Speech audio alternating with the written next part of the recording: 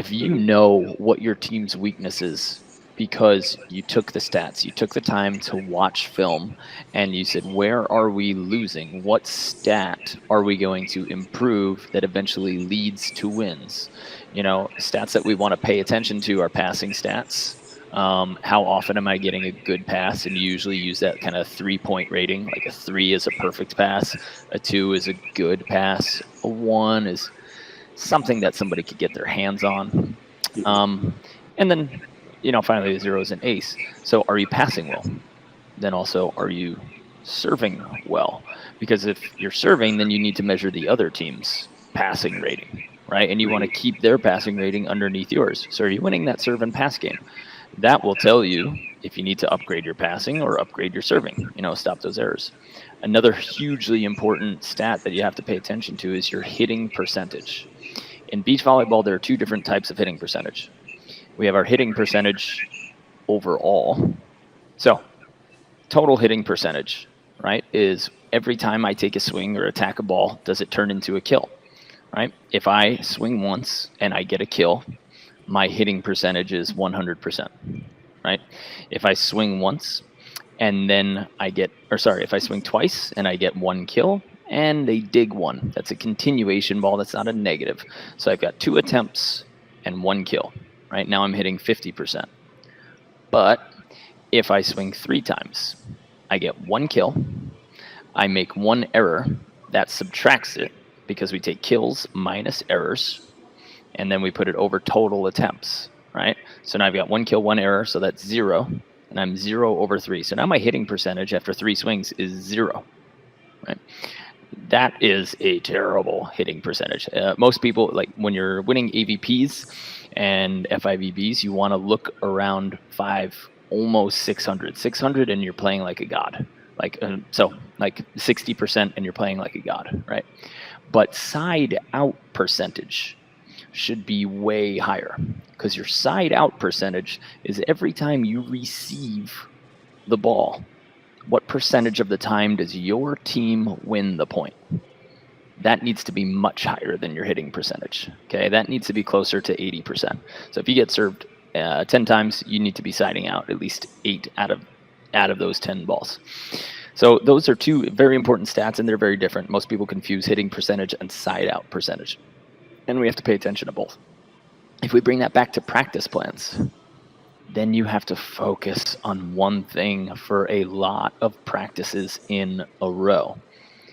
Most coaches, and I did it as a young coach, where I would show up to one practice, I was like, okay, we got to work on passing. And it was with a club team, 14-year-old club team, and we did it for 2 hours, and that was on a Tuesday, and my next practice is Thursday. And I'm like, well, we already worked on passing. Sorry, but nobody learns how to pass in 2 hours. Right? You barely dust a surface. You get to cover 1 key and find out what's wrong with your passing in 2 hours. You're not fixing it. You're just figuring out what's wrong in those first 2 hours. So when we talk about like season goals, this is what we have to talk about before we even start designing a practice plan. You need to take the statistics, or if you don't have stats yet because it's a new team, you need to define yourself as a team and say, what are we going to pride ourselves on? If it's ball control, if it's side out percentage, if it's getting aces, if it's getting blocks or digs, you could play a defensive team as well. And that's what's going to say, okay, now we're going to build my practices around that specifically. And I can't spend too much time. I might spend 10 to 15 minutes on all the other ball control stuff that we need for every single play. But this is the first thing that you guys want to think about, is building a practice around the statistics that you need.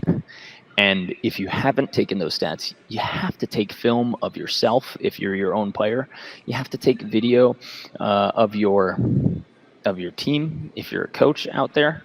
And if you can, most parents, this is what happens at juniors things, like parents want to be helpful. And that's why they yap at coaches so much and they get involved. Parents. Yeah, because they want to help their kids. Right. But when we talk about how can a parent be helpful, if a coach just teaches them the basics of statistics and gives each one of them a notepad and say, you're going to track our passing percentage. This is what a good pass is. This is what a great pass is. This is what a medium pass is. You're going to attack. You're going to take both of our players' hitting percentage. That is an incredible way to be helpful as a parent. Division I colleges, sometimes their staff is like 5 deep with volunteer assistants, graduate assistants, and 2 full-time assistants and a head coach. Now you have a club director, and you might have one coach for that club, right? And often that coach has multiple teams. So you're putting a lot on that coach. They don't not only have to track in-game, but then statistics and then be there for emotional support. So I think coaches can help with this practice planning thing by assigning jobs to the parents and to the people around and the support staff to help take statistics, and then you can start to build your practice from there. So that's like the big macro, right? Like, where do we start by building a practice?